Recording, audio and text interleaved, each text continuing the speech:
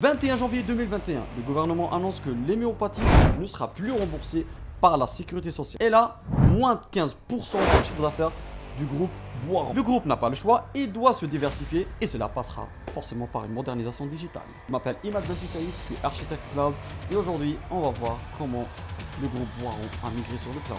Allez, c'est parti.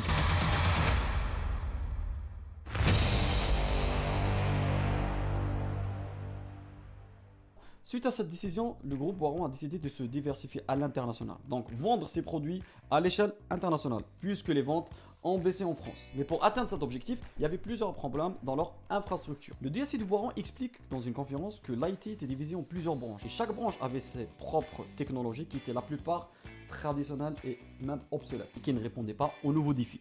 Donc il était temps de changer les choses. Il était urgent de mettre en place une nouvelle culture digitale, et il fallait vraiment une nouvelle approche agile pour réduire le time to market. Maintenant, intéressons-nous à la partie technique. Pour résoudre le problème de homogénéité et de scalabilité, j'ai choisi Azure Kubernetes Service. Donc, pour moi, le choix de Kubernetes, c'est le choix logique. Containeriser toutes les applications, de cette façon, tout est rationalisé dans une seule plateforme.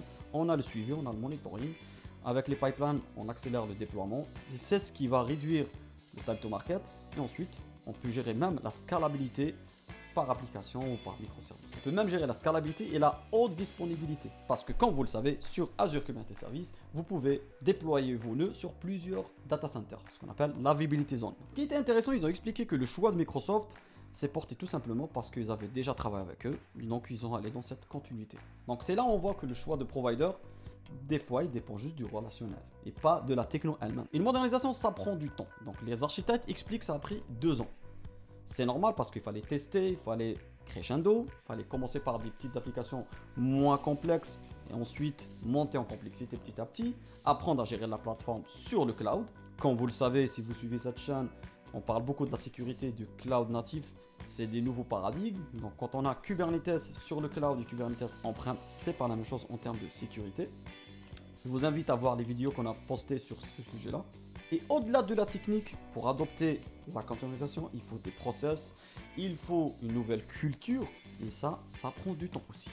L'adoption de la containerisation avait comme objectif la scalabilité, réduire le time to market, et aussi il y avait l'aspect de multi-cloud, pour éviter la dépendance sur un seul provider.